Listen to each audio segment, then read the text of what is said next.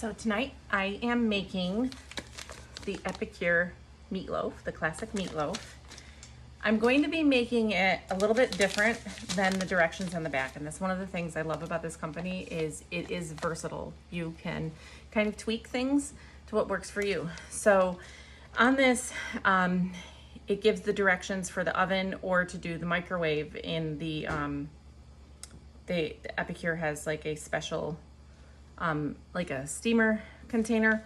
I don't have one of those yet. I am gonna get one, but I love my quick cooker and I'm going to use that to make this. So I'm gonna show you all the different steps that I am going through. I'm gonna have mashed potatoes too, and it's gonna be so yummy.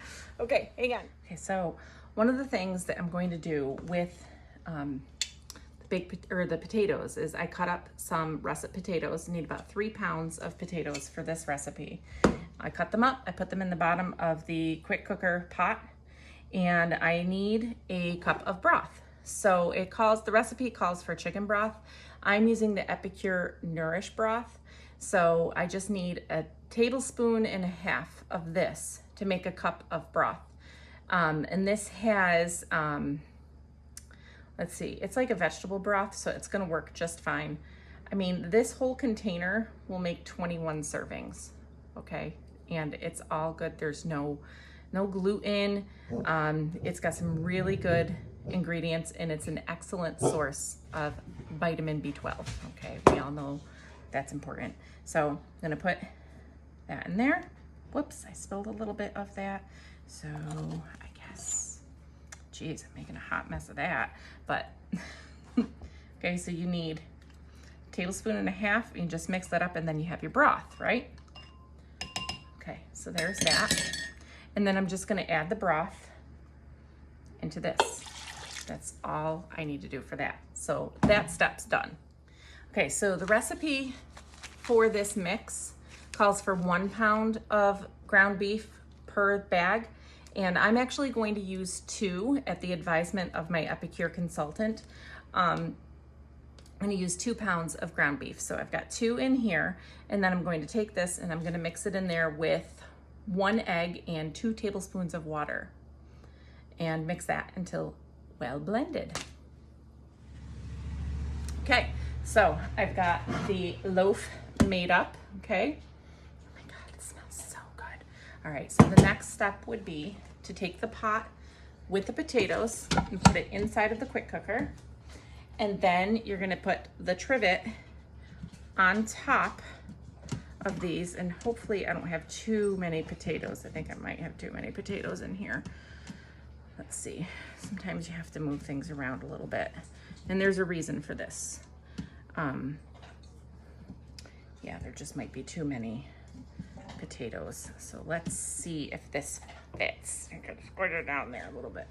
Okay, and then the next step is to put this handy dandy thing in here. And if you are looking, yeah, I can tell you right now, this is gonna be tough. I might have to take out a few of these potatoes because I didn't measure exactly 3 pounds of potatoes. So I'm gonna take some of these potatoes out, and then I can actually kind of work them around in there after I get the trivet and stuff placed, I think. But if you want one of these handy dandy machines, if you don't have one, it's similar to an Instapot. I've never used the other brands. This one I love. I use it quite a bit. See there, now the trivet is touching the bottom, so that should work. And I could probably squeeze some more of these in here. But I can hook you up with somebody to get you one of these fabulous things. This is called the Quick Cooker, and it's by a company that you cannot buy it at the store, but if you send me a message, text, then I can hook you up. I do not sell them. Okay, so then this actually holds the pot that is going to go in here. This is the ceramic pot that goes inside of it. Oops, I forgot one important step, I think. Do I need to? I can't remember. Hang on, I have to check something. Okay, so the directions that I found to do this particular method doesn't say anything about covering it, but you can use this and like make rice and stuff, put the meat on the bottom and then make the potatoes and the rice the other way. And you cover it with this, and then the steam that's coming up from the bottom of the pressure cooker goes into these. But for this, I don't need that. So I'm just gonna set that aside. Put this in here like this. I'm not sure what it's hung up on. There we go. Okay. And then that's on there. So my potatoes are in the bottom with the broth. The meatloaf is on the top. I'm going to put this on. Okay, so that is on. My steam thing, the float is all set. Okay, and then I'm plugging it in so you hear it beep. And then let me show you what we do. So the next step is to put it on the beef pork setting. So you're just gonna turn that here. And then I wanna adjust the time to 25 minutes. Oops, I went too far. And then that's that. And then I just hit start. So we're gonna let that cook. It's gonna come up the temperature and then it's gonna cook in that for 25 minutes. And then I will come back and we'll release the steam for 10 minutes. Okay, I got it. It was just a little hung up and I don't know why. Okay, but there we go. Ooh, steam. Okay, so now, can you see that? Okay, so it looks kind of, you know, but now we're gonna put it under the broiler for about 4 minutes. So I'm gonna use my special little micro gripper thingies. Maybe, kind of slippery. I don't know why I'm having such a hard time. I know it, because this is why it was hung up, because there's these little handle thingies. All right, so now I gotta get creative. I'm gonna have to like, there we go. So be very careful.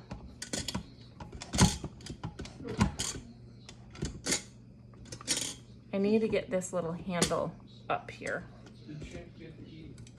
He has not got to eat yet. I got busy and I forgot. I'm a bad dog mommy. Okay, so those little handles are supposed to fold over this when you're cooking, and so I screwed that up. All right, so be very careful because there is hot liquid. So again, really important. Oh, that looks tasty. Okay, so I'm gonna put this under the broiler. I just need to fix this handle situation here. There we go. All right, so the stuff is done, you know, out of the broiler. So now I'm gonna mash up the potatoes, and just a little thing that I like to do, I put in a half a stick of butter, and I'm going to put in some sour cream. Instead of doing like the milk and butter, put in the sour cream. It's gonna be so good. Okay, so let's just see what happens with this. All right. Okay, set that over there.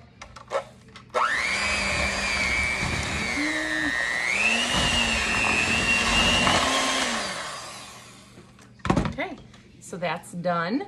All right, and so it smells super good because, again, instead of chicken broth or just water, I used the Nourish broth from Epicure.